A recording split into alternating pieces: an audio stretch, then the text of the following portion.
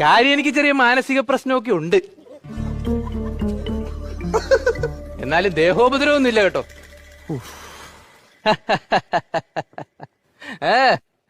വന്നതി സന്തോഷം.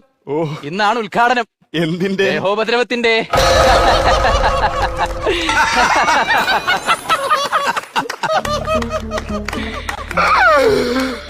ഈ പിള്ളേരൊക്കെ പറയുന്ന പോലെ എനിക്കത്ര കുഴപ്പമൊന്നുമില്ല.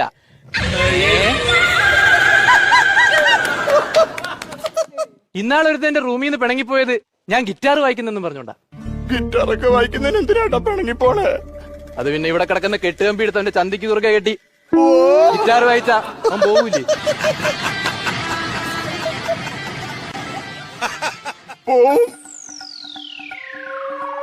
പക്ഷെ എനിക്കത് ചെയ്തതിലൊക്കെ ഭയങ്കര കുറ്റബോധമൊക്കെ ഉണ്ട് കേട്ടോ.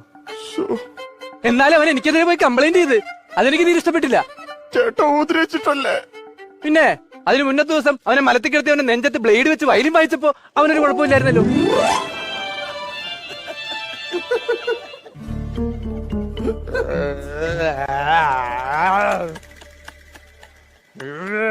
ഇതെന്താ ഫ്രെയിം മാത്രം?